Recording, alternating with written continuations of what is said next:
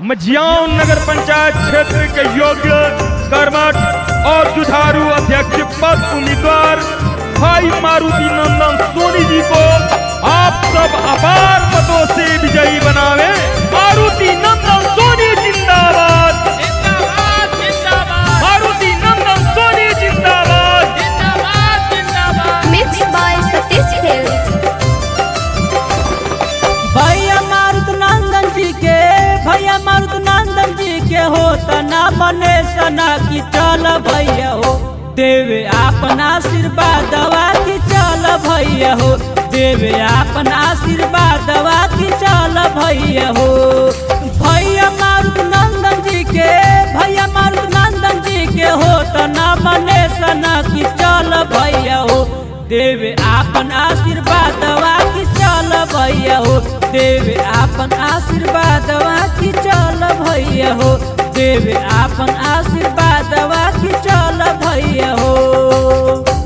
जन जन की है यही पुकार, मारुति नंदन सोनी अब की बार, जन की है यही पुकार, मारुति नंदन सोनी अब की बार। मारुति नंदन सोनी जिंदाबाद, जिंदाबाद जिंदाबाद, मारुति नंदन सोनी जिंदाबाद, जिंदाबाद जिंदाबाद।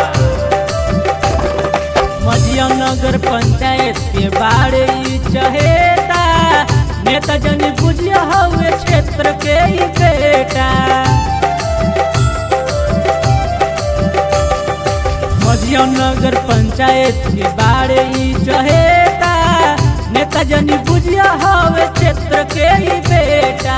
हाथ जोड़ी विनती करी, हाथ जोड़ी विनती करी मान ल कहानवा की चल चाचा हो देवे आपन आशीर्वाद दवा की चल चाचा हो, देवे आपन आशीर्वाद दवा की चल चाचा हो, देवे आपन आशीर्वाद दवा की चल भैया हो।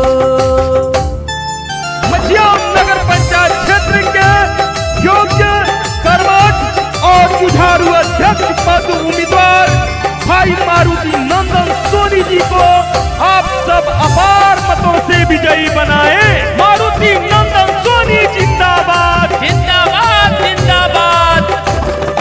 करी है विकास इहे पूरा बाटे आस हो, कदम से कदम मिला के चल साथ हो।